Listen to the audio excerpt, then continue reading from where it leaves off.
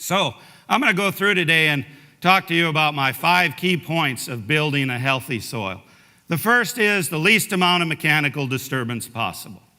And I'm doing that in a no-till situation. I realize organic producers are going to till some, just make your tillage minimal. This slide was put together and it really illustrates the destruction of tillage. This farmer had a forested area and he cleared part of that area, farmed it, intensive tillage, monoculture soybeans for 17 years. And look what happened. That's a picture of the forested area, soils, and then the field that he cleared. What you see is a decrease in organic matter from 4.3 down to 1.6% with 17 years of tillage. I wish I would have had the foresight back in 1991 when I bought that place to archive some of the soils, because I'll guarantee you they look like the soils on your right there. They were compacted, there was no life in them. As I said, we were down to less than 2% organic matter. We had taken the life out of those soils. No-till is a big part of that. And no-till will work anywhere in the world there's production agriculture. I've seen it. It works, and it's key to building healthy soils. The other thing that's key is to take advantage of the natural things that occur in healthy soils, untilled soils. And one of those is mycorrhizal fungi. And I'm not a scientist, so I'm not going to get real in-depth with that. But we don't take advantage of the natural processes that occur in our soil. Mycorrhizal fungi will form a symbiotic relationship with the roots. And what it more or less is doing is it's extending the system, the root network of that plant. So that plant is able to gather and store nutrients and water from a much bigger area. Well, when we till, we destroy this. If we have untilled soils and promote healthy soils, we're going to get more mycorrhizal fungi, and we're going to be able to take advantage of that. And I'll show you some pictures coming up of just how important that is. The other thing mycorrhizal fungi can do, when it gets into that host plant's roots, it'll prevent pathogens and nematodes from entering that root cell wall. So we can actually decrease the amount of fungicides, etc., that we have to put on our crops because we're taking advantage of this natural ecosystem process. The other thing mycorrhizal fungi does is it starts soil formation. Think back to that picture I showed there with the 17 years of tillage in soybeans. There's no soil aggregates in that picture. The soil aggregates are being destroyed. Mycorrhizal fungi secretes a glue called glomalin, and that glomalin then is the sticky substance that starts soil formation. So the picture on the left there, that's soil particles being formed due to the glomalin secreted by mycorrhizal fungi. Here's what some of our soils look like today. After 21 years of no-till and everything else I'm going to talk to you about today, but notice that soil aggregation. That's what we want soils to look like. Soils should look like black cottage cheese, full of carbon, full of pore spaces, and that aggregation. Mycorrhizal fungi do a lot of things. They improve aggregate stability, they build soil carbon, they improve the water use efficiency, and they increase the efficiency of nitrogen, phosphorus, and sulfur. And if we're adding especially phosphorus to our farming practices, that's actually detrimental to mycorrhizal fungi.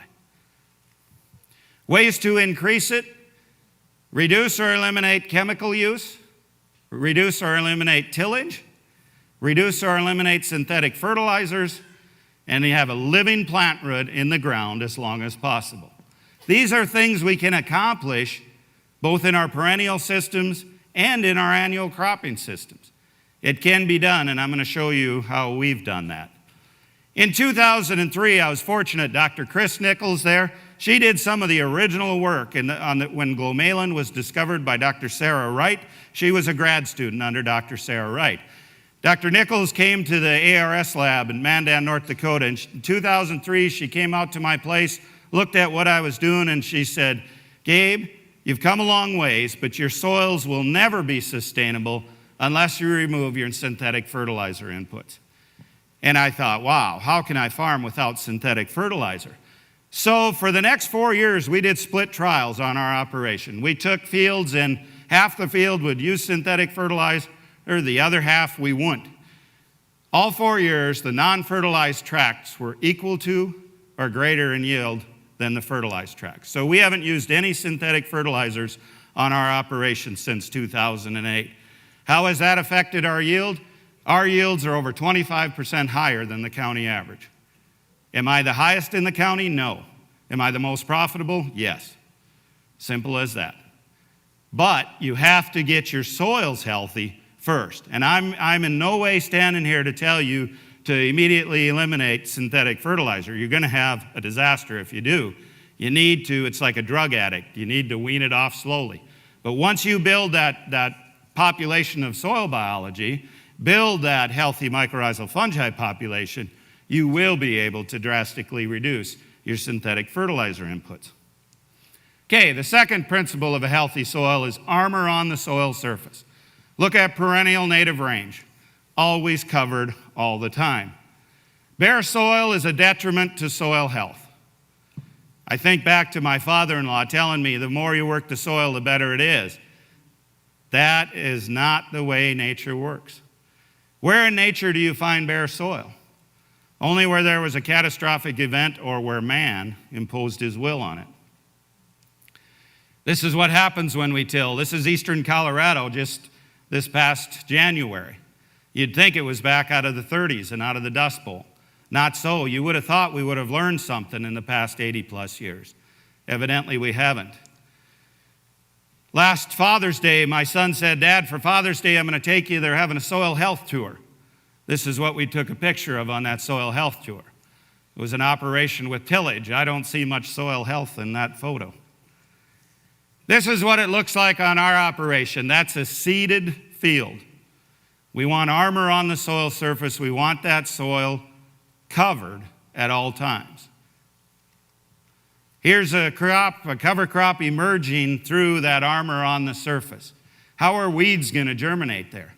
I'm able to save on herbicides because we have that armor. Weeds aren't going to germinate through that, but the crop does just fine. That residue also buffers our heat. Now, we can get hot, not as hot as you get here in southern Idaho, but we can get pretty hot in August. That heat is detrimental to soil life.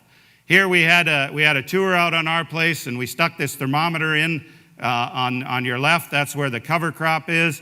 It was almost 100 degrees outside that day, and that thermometer registered 87.6 degrees.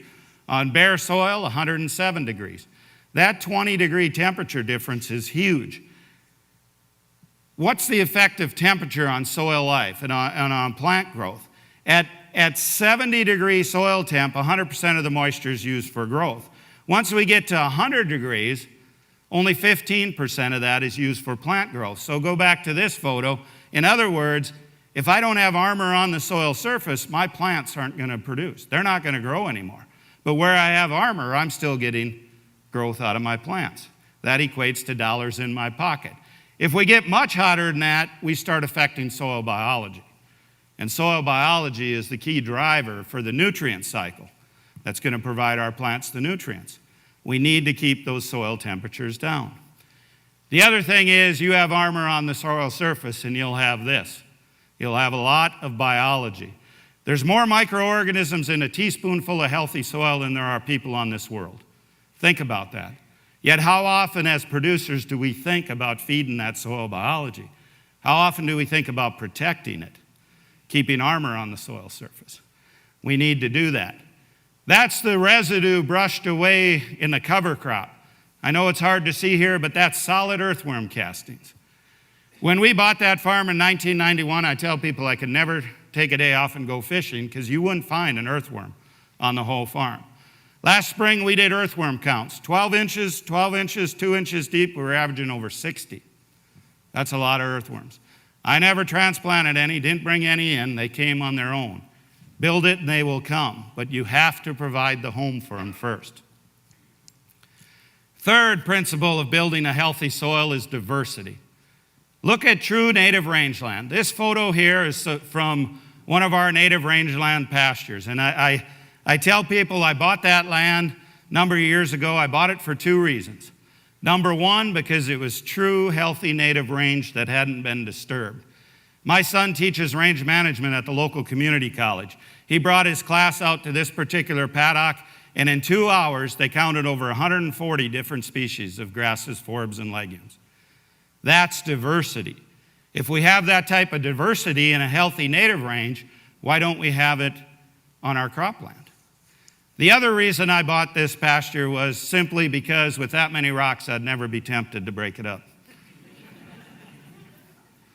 In 2006, I had the opportunity to speak at a conference, and this gentleman was there, Dr. Ademir Caligari from Brazil. Dr. Caligari is the world's foremost authority on cover crops. He works for the United Nations, traveling all over the world. He's worked in 65 different countries. And he said two things to me at that conference that really stuck out. He said, you give me 2 inches of rainfall a year, 200 inches, or anywhere in between, and I can grow you a cover crop. Well, that told me I can do it in my drier environment. The other thing he said is that cover crops are meant to be seeded in multi-species combinations. And I got thinking, I've been using these 2- and 3-way mixes. Dr. Caligari was talking about 7- and 8- and 10-way mixes. Think back to those native perennial ecosystems. What do you find? You find tremendous diversity. I needed to get that into my cropland. So at that time, I was on the local soil conservation district board, and we had some plot land located only a mile south of my farm. And we decided to test Dr. Caligari's wisdom there, and we were going to take and seed monoculture cover crops, strips of them, and then at the end would mix all these species together and seed a diverse polyculture and see what happened. Now, that winter was extremely dry in North Dakota. We didn't have a lot of snow, so we seeded these monocultures and this polyculture into very dry seed bed in the middle of May. These photos then, here's the plot with the cover crop growing. These photos were taken July 31st. We had less than an inch of rain on these crops. You can see the monoculture of turnips was dead. These were about approximately an acre plot each. Then you move over to the next acre, and there was the radish. That was dried up and dead. And you keep going down the line until you get to the diverse polyculture. Same soils, same seeding date, everything was the same. Look at the difference. Amazing. And that was about a 10-species mix. In other words, here they clipped it. We over tripled dry matter forage production where we had the multi-species combination. So what's happening? How can that be? For all our lives, we've been told that you have to seed these monocultures, otherwise it's going to compete for moisture. That's not the way nature works. Dr. Nichols explained it best. Not only do the fungi, and she's talking about the mycorrhizal fungi, provide for the needs of one plant, but the fungal hyphae pipeline connect to multiple plants, thus supplying the nutrition and moisture requirements of all the plants. So in other words, if we would seed multi-species, that mycorrhizal fungi is going to transfer nutrients, and it's going to be a benefit to all the plants. Think of it this way, the rooting systems, the roots on different plants, they have different root types, different root depths. They're bringing nutrients and moisture from different areas of the soil profile. I spent a lot of my time talking in the Midwest, and this is what I see in the Midwest. Monoculture of corn, monoculture of beans. Remember this photo. What happens to soils under monocultures? Monocultures are a detriment to soil health. There is no doubt about it. If they weren't, then why in nature don't we find monocultures? So, this is what it's evolved to, and I'm jumping ahead. I didn't get to this point overnight. It took a lot of years of trial and error. My son and I have a few sayings on our operation. One of them is that we want to fail every year. If we don't fail at something, we're not trying enough new things. So I've tried hundreds of different combinations over the years, but we've gotten to the point where we no longer seed monocultures. In the upper left there, that's oats with clover growing in it, cool season grass. Upper right is a mix of cool season broadleaves sown as a polyculture. The lower left, that's corn with hairy vetch in it, warm season grass along with a cool season legume. And in the lower right, that's actually sunflowers, warm season broadleaf, with over 20 species of cover crops growing with it. We're trying to mimic nature. We don't do monocultures anymore on our operation. I mentioned we have 2,000 acres of cropland on our operation. We try and get a cover crop on all 2,000 acres every year, either before a cash crop, along with a cash crop, like this case, or occasionally after the cash crop. But we want something growing at all time. Here's a close-up picture of that oats. We no longer use any synthetic fertilizers, as I mentioned. We haven't used pesticides or fungicides since before the turn of the century. There's no need when you get a healthy soil. Nature will take care of those symptoms if you allow her to. Here's what it looks like close up. We seeded 3 types of clover along with the oats. We can typically get our yields of oats are in the 95 to 115 bushels without fertilizer. And when you're talking our land values, that's pretty profitable. We can make significant profit at that. The beauty of it is we straight combine the oats off. We got that living cover. All those legumes just explode, fixed nitrogen, can provide grazing for our livestock if we so desire. The fourth principle, living root in the ground as long as possible. That's where cover crops come in. And I think of cover crops as a diverse mix that enhances the life and the function of the soil, because we're really feeding all that soil biology. We're promoting that mycorrhizal fungi. You use cover crops to design them for what you don't have. You know, there's a big cover crop craze going on throughout the country. And I've seen a lot of disasters with cover crops because people don't plan properly. What are you trying to accomplish with that cover crop? Are you trying to increase organic matter? Are you trying to put armor on the soil surface? Are you trying to improve water infiltration? And the list goes on and on. But before you start planting cover crops, you have to decide and determine, what's my resource concern? What is it I'm trying to do? We have 2,000 acres of cropland. I honestly don't know how many fields. I haven't added it up. But we design cover crop mixes specifically for each field, because the resource concern will usually vary from field to field. So, for instance, if you have the resource concern of a compaction layer, then you're going to use cover crops such as this is a daikon radish. And if you look down in that soil profile, there was a compaction layer down about 12 inches. Notice that radish? It tried growing down in the ground, hit that compaction layer, it comes back above ground till it gets enough energy to poke its way through. Radishes are also a nitrogen storage tank, so we use them in combination with legumes to sequester and store nitrogen for the next crop then. That's my fertilizer storage tank right there. These radishes can get really large if you grow them, seed them a little later in the year. If you seed them in the spring, they're going to bolt and shoot a seed head and they won't produce that big tuber.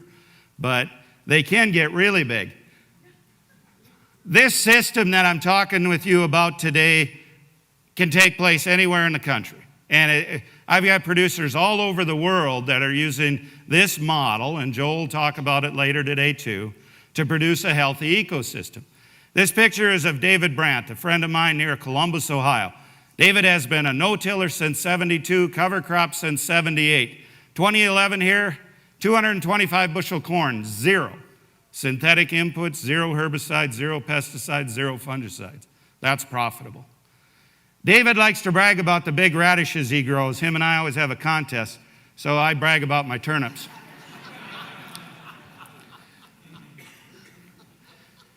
This is a partial list of the cover crops we grew on our ranch here this past year. Don't pay any attention to the species, because that's gonna vary from area to area. But pay attention to what I've got here. I've got some species in all 4 crop types: warm and cool season broadleaves and grasses.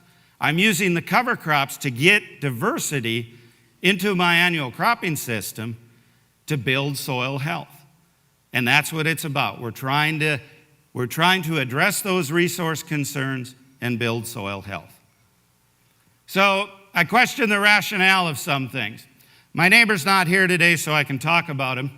I've been on that farm since 1983. His farm is directly across the road there from me. Every fall, he goes out and digs this low spot. Has done it every fall for 31 years. This is a photo taken June 15th of 2009. I took it off the front deck of my house. The local weather service was forecasting a major rainfall event, which for us means anything over half an inch. But I took this photo. It started raining at 6:30 in the evening, and by 12 midnight, we had 13.2 inches. This is a photo of the neighbor's dug area 3 weeks later. Still had water sitting there, and this happens every year. This photo here is my cropland directly across the road from his. Immediately following, we had 4/10 more inch of rain the next day. Immediately following that 13.6 inches of rain.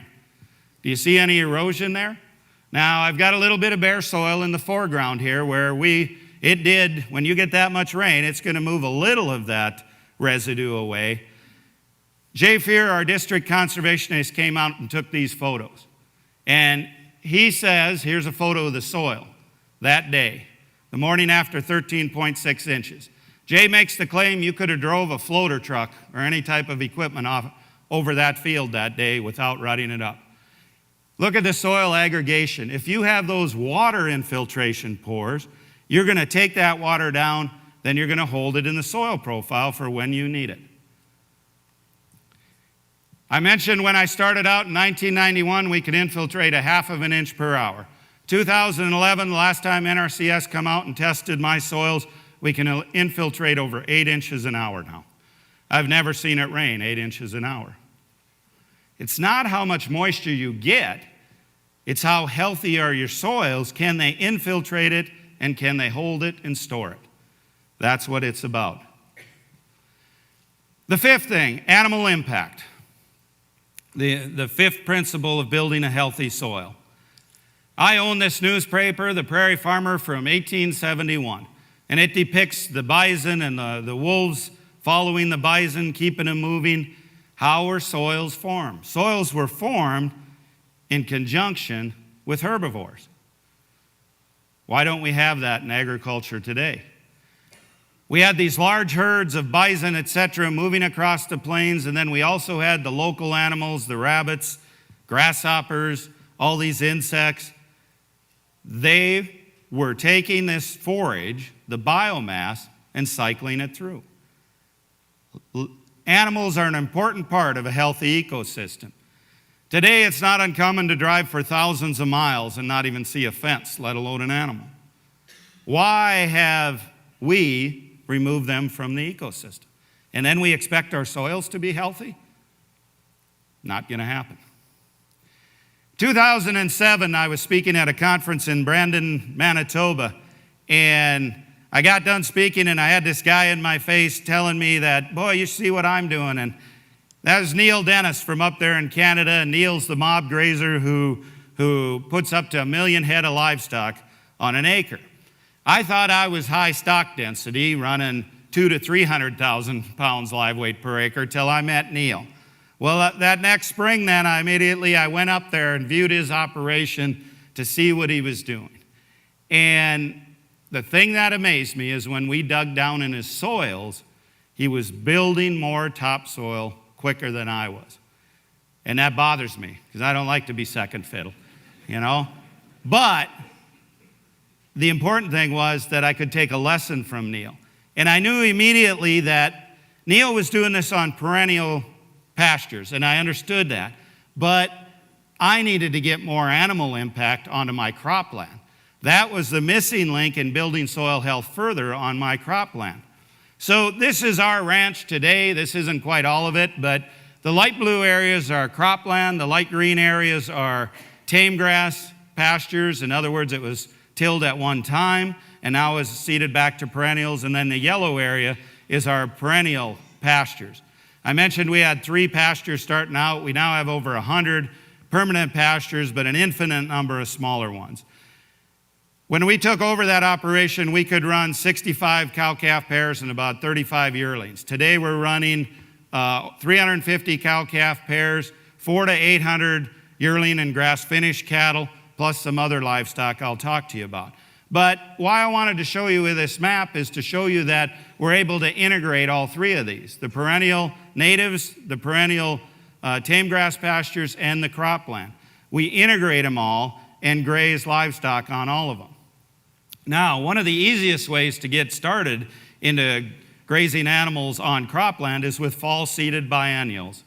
This photo was taken here in early October. We had just harvested a crop and then went in there and seeded. In this case, it's a combination of winter triticale, a forage winter wheat, hairy vetch, sweet clover, and there's some radish in there.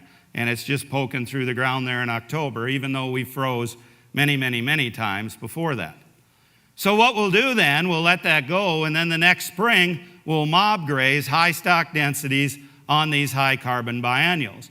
And we build very small paddocks. This photo I'm just using for illustration was taken on some tame grass pasture.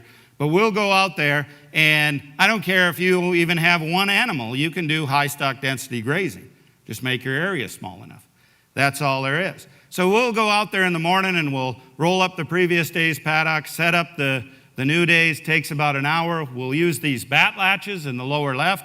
Bat latches are a little solar-powered gate opener. That's a bungee cord attached to them. We punch the time in. We want that to open. And then the livestock move themselves the rest of the day, so we don't have to be there. So when we're using this as a tool, and that's all mob grazing is it's a tool, just like no-till is a tool, cover crops are a tool. These are all tools, but we'll use that to address our resource concern. And in this particular case, where we're mob grazing these fall-seeded biennials, our resource concern is trying to get more armor on the soil surface. So we let that go, that in order that cover crop get to a higher carbon state.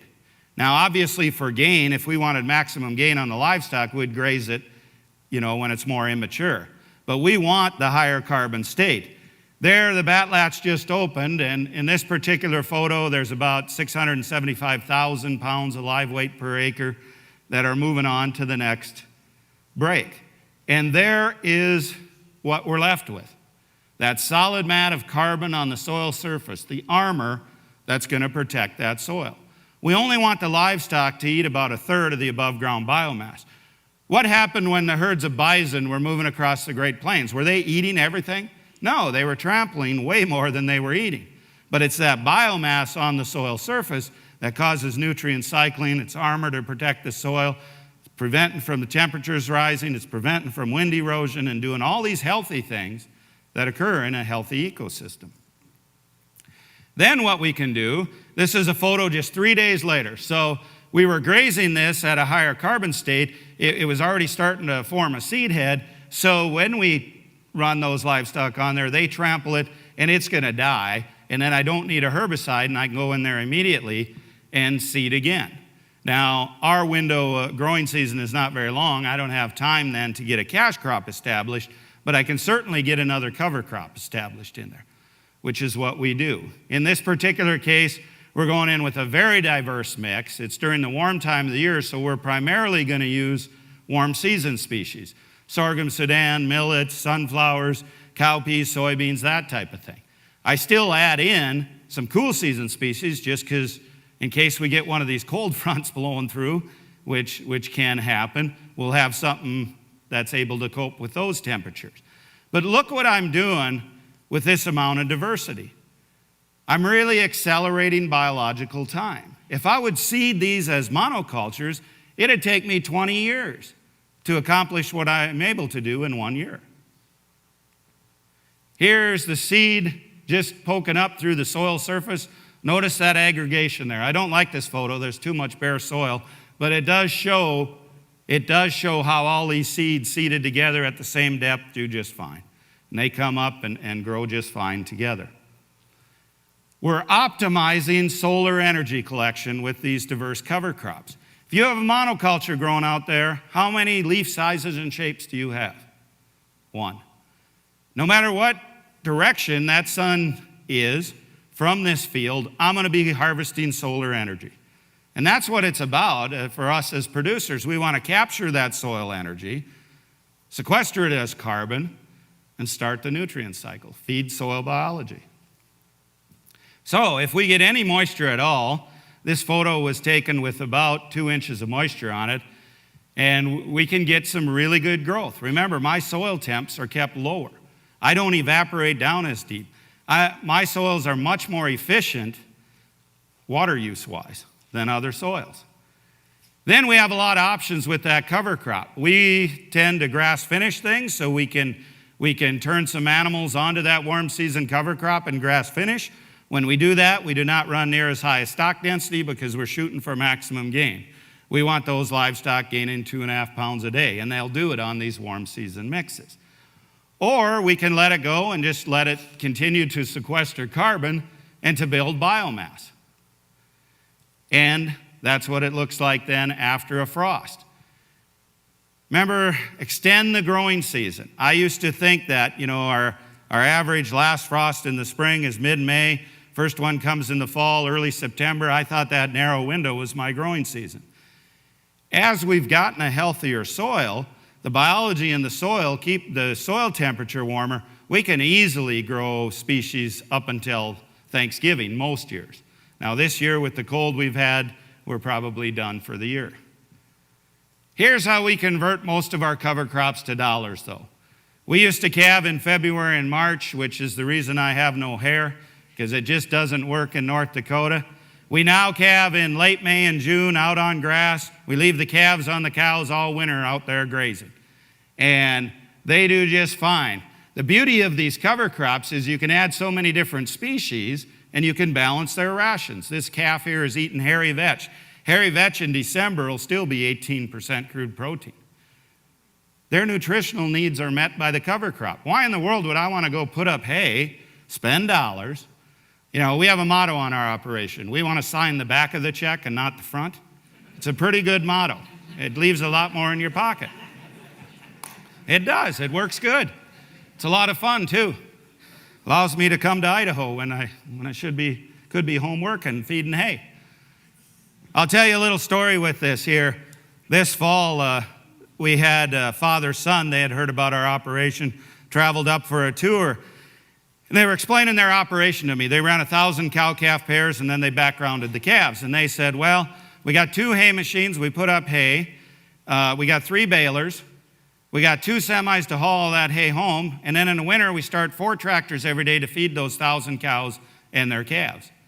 And they turned to my son, and they asked him, well, what's your day like? And he says, in the winter. And he says, well, I usually get up and make some coffee, and then I sit in the recliner and watch TV. He says, my biggest problem is I wear out too many recliners.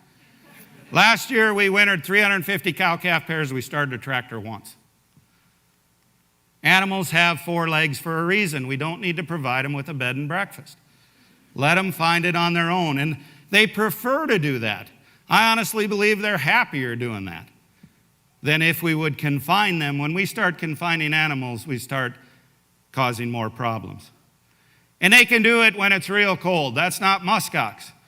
That's 350 cow-calf pairs grazing cover crops at over 40 degrees below zero.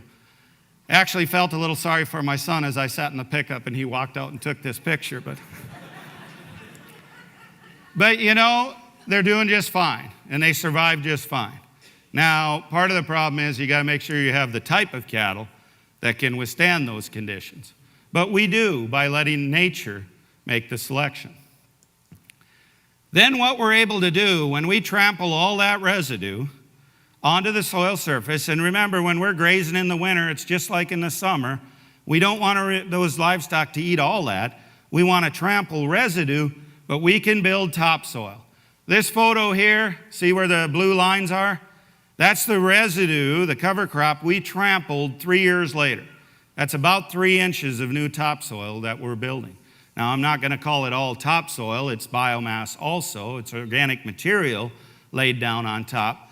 But we're able to accelerate soil formation by using the principles of nature. Here's what I like to say. 1/3 for the critters above ground, 2/3 for those below ground. That's what it looks like in the spring then after we grazed one of these cover crops. We have that armor on the soil surface protecting the soil. I'm going to show you the fallacy of the current production model now. This particular field here, we went and took Standard NP and K soil test. I know that's too small to read, but in the upper left it says pounds of nitrogen in the top 10 inches of soil, 2 feet of soil profile is 10 pounds. How many bushel corn crop can you get off 10 pounds of N? Not much, I heard. I'll show you what I can do on 10 units of N. Here we are planting into that residue. When I say I'm a no-tiller, I'm a no-tiller. On the left is planted, on the right is not. I don't use trash whippers, that's way too much tillage. Don't use row markers, too much tillage. Okay? We don't want to disturb that armor. We want that protection there. Here's photos then. I plant corn about May 15th. Here's June 16th, July 1st. Where's the residue? I'm not out there cultivating, I'll tell you that. Where's the residue going?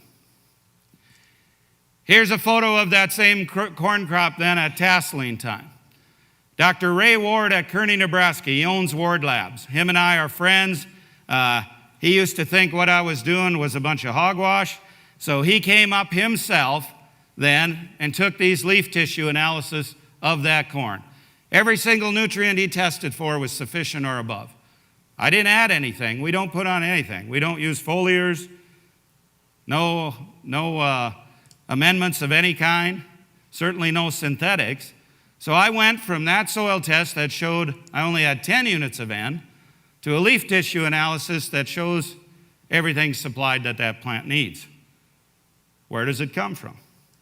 There's what that field looked like in the fall then. All that residue is gone. It's consumed by soil life. I'm embarrassed of this photo. That's bare soil. That's why I grow, this was taken back in '09. That's why I grow hairy vetch and other clovers with my corn now, because I don't ever want anyone seeing bare soil on my operation. I'm not going to say it doesn't happen, but I'm certainly going to try my hardest to prevent it from happening. There's what we did. Now, county average in Burley County, North Dakota is just under 100 bushels. We got 142 bushel corn crop without adding no fertilizers, no pesticides, no fungicides, no herbicides in this field. My cost to produce a bushel of corn, market it, everything is $1.44 on this crop here. $1.44 a bushel. Today's corn price, I can still make money. We don't take part in government programs anymore. No crop insurance. I don't want to be encumbered by that, and I don't want to be on government welfare. So I just refuse to take part in government programs now. We can produce more at a lower cost in this type of production model. There's no doubt about it. The soil is alive if our management allows it to be. We have to start looking at healthy ecosystems and look at what the soil needs instead of what the plant needs. Soil without biology is just geology. The reason that soil test didn't work is it only took into account the chemical and physical properties of the soil. It did not take into account all the biology that I have in my healthy soils. This gentleman here, Dr. Richard Haney at Temple, Texas, has developed a new soil test that I think will really help link the conventional production model into the more biological production model. You send a soil test in there, and Dr. Haney is measuring things like water extractable organic carbon, which is what the biology eats, and he's able to extrapolate and determine how much nutrients can you get out of your soil due to the biology, the chemical, and the physical properties. This new soil test will revolutionize soil testing in North America. There's no doubt in my mind it's being used. There's like 6 labs now. Ward Labs is one of them that does this soil test. Costs about $50 to do a test. But that'll be the link that can show producers how much they can start cutting back on their synthetics if they are using synthetics.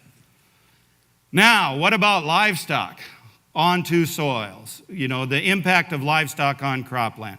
For years I was told, Gabe, your system's going to crash, you're going to run out of phosphorus and potassium. Nitrogen's a no-brainer. Above every acre of land, we have about 34,000 tons of atmospheric nitrogen. I don't know why anyone would want to write a check for nitrogen when it's free. All you got to do is plant legumes. It just makes no sense to me. So we're not going to pay attention. Over on the left, that's nitrogen. We're not going to pay much attention to that. What this is here is this is comparing two of my fields. They both have been no-tilled a long time. They both have had very diverse crop rotations. They both have had cover crops. The only difference is the green barred field has had livestock integration 2 of the past 6 years. Nitrogen's about the same there, 86 to 90 pounds. The second bar there is inorganic phosphorus. In other words, what's available to the plant. We jumped from 65 pounds to 239 pounds. Now, how did that happen? You know, those livestock didn't bring any phosphorus with them. But what this shows is the importance of herbivores grazing on the land. Because they're grazing a living crop, that crop then, cover crop, is able to secrete more root exudates, break down more of that organic phosphorus so it can cycle through to the plants. Nature had this all figured out for thousands of years, just that we forgot about it with our stupid industrial farming model. We need to get back to the principles of nature. The third bar there is potassium, same thing, significant increase. When we start following the principles of nature, nature takes care of all this. It's so much more fun not having to write a check for this stuff now. You know? Now, I'm not going to tell you that there's not areas where there's blatant deficiencies in a nutrient, and you're not going to get this overnight. But I know one thing, there's thousands of producers using this model all over the world. It'll work anywhere. We've had visitors to our operations from all 50 states and 16 foreign countries now. I've had groups from South Africa and England and Denmark and Australia who are all doing the same thing. I haven't found anywhere in the world where there's production agriculture that this model won't work, because it's simply the model that nature provided. My son took this photo a few years back, and I just love it. That's our cattle in the foreground, that's the neighbor in the background. Which is going to put more dollars in your pocket? Here's a young man who first heard Ray Archuleta and I speak 4 years ago, Michael Thompson down in Kansas.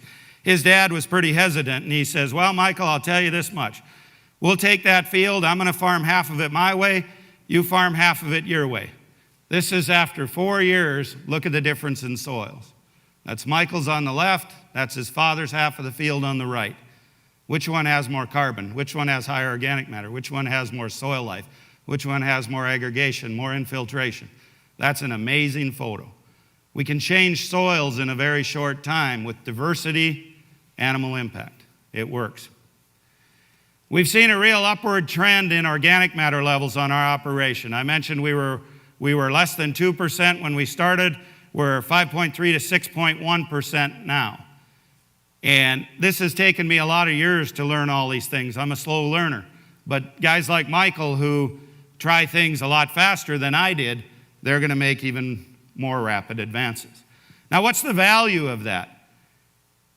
Take a look at organic matter levels, and then you can start extrapolating out the amount of nitrogen, phosphorus, potassium, sulfur in your soils.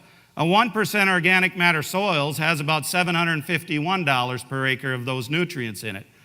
My 5% organic matter soils, I'm over $3,700 of nutrients in there. Back when I used to you have to use a banker, I went to him and I said, I want to put that on my balance sheet. And he said, well, I can't do that. And I said, why? You allow Joe to prepay fertilizer, put it on there. He says, you got a point. Now I no longer use a banker, and it's a lot more fun. Now, in your dry environment here, I'm going to run through this little analogy, the importance of water holding capacity of soils. When I started out, I have silt loam soils, so the middle column there. Less than 2% organic matter. I could only hold a little under 2 inches of moisture per foot of the soil profile. So in a 4-foot soil profile, I could hold a little under 8 inches of water. Today, I'm well over 5%. I can hold over 20 inches of water. We only get 15 inches on the average per year. I can hold all the moisture that falls on our operation. It's not how much moisture you get, it's how much you use. 2 weeks ago, I was in southeastern Missouri, in the Delta region. They get over 50 inches of annual precipitation, and they're applying 50 inches plus of irrigated water to produce 200 bushel corn. Well, I put together a slide. I showed you my yields. I'm producing about just under 9.5 bushels of corn per inch of water. They were producing barely 2. I showed them. I said, if you had my water use efficiency, you'd be producing 950 bushel corn, right? Very inefficient system they have. It doesn't make sense. They cannot compete production-wise with what we can do with healthy soils. Okay, so for 1% organic matter in the top 6 inches of the soil profile, you'll hold about 27,000 gallons of water. These are approximately, okay? There's a few variables in there. So in 1993, when I started our 5,000 acre ranch, we could hold 256,500,000 gallons of water. That sounds like a lot, but today we can hold over 810 million gallons of water. That's huge. Think of the ramifications. Now, let's carry that out even further. Understand there's a reservoir called Hubbard Reservoir near you. It's 4,060 acre feet. It'll hold about 1,322,955,000 gallons of water. At the rate we're improving our organic matter on our farm, we're going to be over 10% pretty soon. In other words, our 5,000 acre ranch will hold more water than the Hubbard Reservoir will. That's the potential each of you as producers has. I don't care what scale you're talking about, whether you're talking about a 1/4 acre urban vegetable farm or whether you're talking a large ranch, the water holding capacity is up to you. Don't blame it on drought or how much rain falls. We all have the ability to change our soils. Soil carbon, then, is the key driver for the nutritional status of plants, and it is the key driver for moisture holding capacity. In other words, soil carbon is the key driver for farm profit. Any farm you go on, that's going to be the key driver for farm profit. All living things are based on carbon. We have to start thinking of our operations in terms of carbon. I'm going to show you now, just if you don't think I'm crazy by now, I'm going to prove it to you. Okay? Me and David Brandt, who I showed you a picture of, and Gail Fuller down in Kansas, we have a contest every year to see who can do the craziest thing. Well, I got thinking about cover crops, and then I got thinking about my garden. And first I'll talk a little bit about, I had some potato growers there, and they said, Gabe, it's all well and good what you're doing, but we're potatoes growers, we can't do it no-till. So I thought about that one winter. So this is my no-till potatoes. We lay down a little layer of compost, and you can see the potato seed. We just lay it on top. Then we fire up a tractor, roll a round bale of alfalfa hay over it, come back in the fall, peel back the alfalfa hay, and there's our potatoes. We can do it no-till.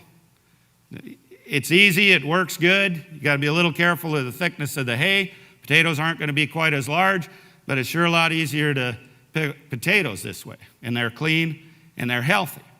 Now, what I did for the garden was we took 30 species of vegetables, 20 species of annual flowers, 20 species of cover crop seed, mixed them all together, put them in the drill, and seeded 30 acres. That's our garden. It was absolutely fantastic. The wife had asked me, what do you want for supper? Whatever I tripped over, that's what we were eating. In the middle there, that's the potatoes we harvested. You know, we're dry land, don't have any water, any moisture to irrigate with, but we don't have to because we're taking advantage of the biology in the soils and the natural ecosystem in the soils, the mycorrhizal fungi moving those nutrients and that water. Works fantastic. We took all we wanted and then donated the rest to needy families, and it's a good project. Then after that, we ran the grass-finished beef on there. We ran the poultry on there. Worked extremely well. We're stacking enterprises. Vandana Shiva said this, in nature's economy, the currency is not money, it is life. So think of what I was doing when I had this 70 species mix. I'm adding as much life as possible to those soils. I had as much biological impact on those soils in 1 year as it would have took 70 years if I would have planted them all as monocultures. We're accelerating biological time. That's all we're doing.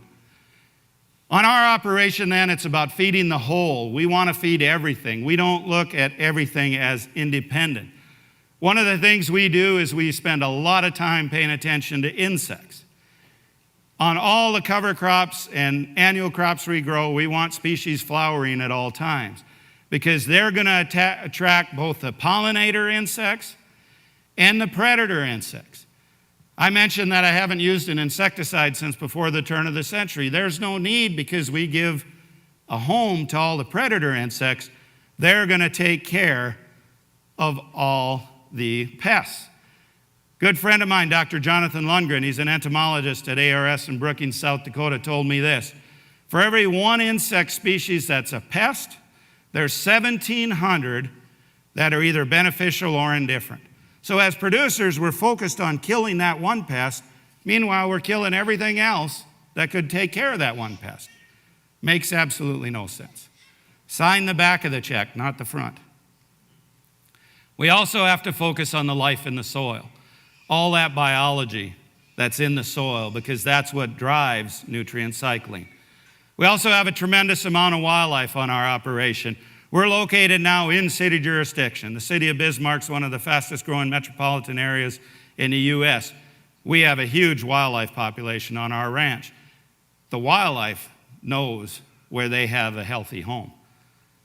Now, I'm not going to get into livestock very much today. I'm going to speed through this on account of time. But on our operation, we run 350 cow-calf pairs. We have 400 to 800 stocker cattle, along with grass-finished beef. And then we also have a ewe flock, and we're raising grass-finished lambs. We run these together to try and mimic the native ecosystem. What it was. You know, there's no longer bison where we're at. My neighbors would get upset if bison were drinking out of their swimming pool, so I gotta mimic that how I can. So we have cattle, we have sheep, we have broilers. Now, we're limited a little bit. There is no slaughter facility in North or South Dakota, so they limit us to 999 broilers, which is about as many as my son can talk his mom and dad into helping him butcher, But we run those broilers then out on these cover crops. Works extremely well. I laugh today, people are talking about the high price of calves, you know, and they're getting $3, $3.50 a pound for calves. My son gets $5 a pound for broilers, you know. That is the most profitable enterprise on our operation right now. He also has layers. This is Paul's version of Joel's eggmobile. Paul takes these old stock trailers, and he tears the floor out of them, puts wire mesh in them, an S-box, and we pull them around where we have the grass-finished animals, and they take care of the fly problems. Spread that cattle manure out, works fantastic. It's taking advantage of what would occur in a natural ecosystem. We also have pastured pork. We farrow our own and then raise the pigs out and sell pastured pork. We produce a lot of grain. We prefer to market it through the hogs, a little bit through the chickens. Most of our grain gets sold to other producers who want to buy healthy grains. We've been non-GMO now for 6 years, 7 years, something like that. We're not certified organic simply because I don't believe I should have to pay somebody to certify what I already know. We prefer to self-certify. Our ranch is open to our customers at all times. They can come and anytime they want and see what we're doing. What we're trying to do with all these species then is to harvest different levels of energy. You know, Pete made a point about feeding 9 billion people by the year 2050. In this type of a production model, it is absolutely no problem.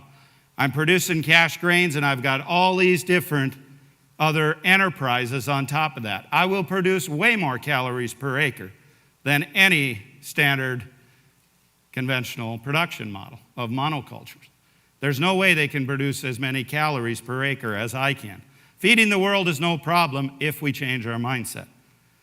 So what we're doing on our operation is we're stacking all of these enterprises. And, you know, there's an infinite number of possibilities out there, and I know Joel will talk a lot more about that. I could care less, really, what happens to the price of individual commodities. As I mentioned, I was speaking in Missouri a couple weeks ago. Boy, those boys are tied into the price of corn and beans. I said, if you have a system that has multiple enterprises, doesn't matter. We're always going to have something that's profitable because we're taking advantage of the efficiencies of nature. We as producers must also remember that we are in the business of producing nutrition. Our decisions greatly affect human health. You know, the United States spends more on health care than any other country in the world, yet we're the 42nd healthiest country in the world.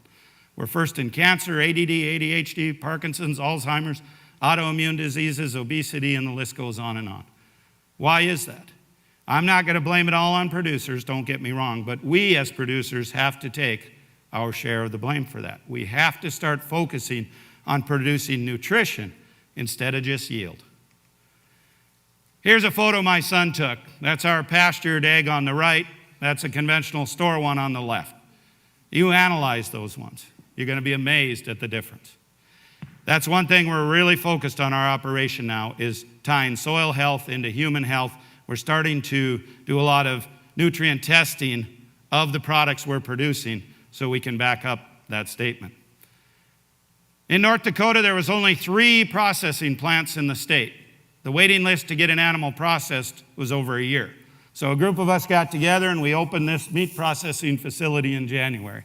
So now we have our own abattoir where we can process. That way we can direct market all of our products. So we're direct marketing. We're trying to direct market everything we produce on our operation. That's our own trademark logo, Nourished by Nature. That's because that's what we're trying to do. We're trying to provide nutrition to people through the natural ecosystems. Here's our meat trailer. We're direct marketing to consumers. We thought we were pretty isolated in Bismarck, North Dakota there. We can't even begin to keep up with demand right now. We never expected the onslaught that we received. There's nothing more gratifying than handing somebody a steak. They give you $20 a pound and they thank you for it. That is a good feeling. You know, I can live with that. So here's what we've done on our operation. Starting on the left in 1993, we had shallow soils, 1.7% organic matter. We started to no-till. Then in 95, we started to diversify the cash crop rotation. We noticed an uptick in our organic matter. 1997, we really started focusing on cover crops and how do we get cover crops on all of our cropland acres. Another jump in soil health. 2006, then, we really started planting the multi-species cover crops. And then we started adding mob grazing and integrating all these different livestock species on the land. Each one of those things we did, we saw a marked improvement in the health of our land, in the health of the ecosystem, in the water holding capacity. And now here in 2013, we have a plot of land that we've now risen to 11.1% organic matter using these principles. We can improve soil health much, much faster than we used to think possible. It's just a matter of following the principles of nature. If you have healthy soil, you're going to have clean water, you're going to have clean air, you're going to have healthy plants, healthy animals, and healthy people. And that's what it's about on our operation. How do we produce a healthy ecosystem and equate it to healthy humans? So, with that, there's my contact information. Feel free to contact me or my son at any time. We'll be happy to visit with you.